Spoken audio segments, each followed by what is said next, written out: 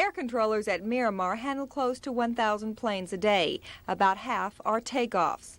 Depending on weather, wind, and destination, the planes use one of 4 departure corridors.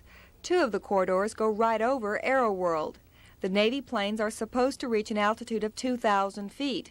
The FAA has told Aero World that planes in their air show must fly at 1,000 feet or less. But the commanding officer at Miramar, Captain Thomas Cassidy, a fighter pilot himself, says these limits do not rule out the chance of a mid-air collision. But the unknown is what our altitude is en route to these cruising altitudes of 2,000 feet.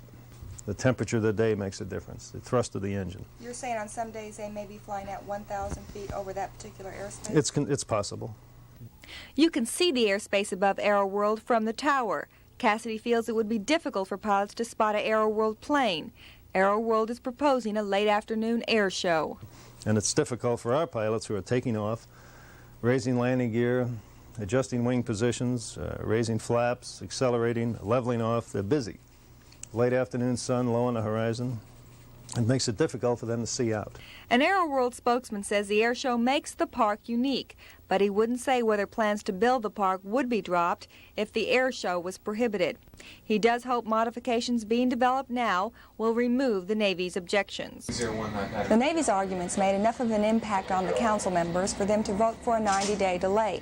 Aero World and the Navy are supposed to use that time to reach a compromise, but the Navy says it won't make a compromise in safety. Judy Elfenbein, News 8, the Miramar Tower.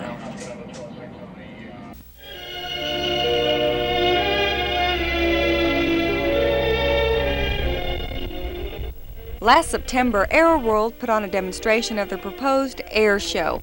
The idea? Get the Navy to remove its objections. The Navy has maintained its jets flying at 2,000 feet could become involved in a mid-air collision with the show planes. Aero World argued their planes would fly no higher than 1,000 feet, and that 1,000 feet was enough separation between the two. Finally, Aero World agreed to land any and every time a Navy jet left on a Julian departure. The Navy has turned that suggestion down too, saying the small planes couldn't land in time. Park spokesman Myers Jacobson says if the Navy is worried about sharing airspace, he has another suggestion. We've asked the FAA to consider shutting down their Julian departure route for the short period of time that we'll be doing our air show out here.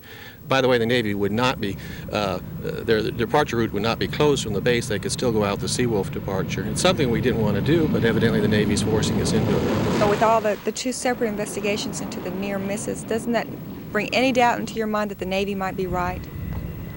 No, because the FAA, I don't think, would be sticking its neck out. They spent over a year studying this situation. Incidentally, the Navy appealed this whole thing to Washington last February. It was upheld there. You know, we wouldn't be building a $70 million project if we thought there was an unsafe situation.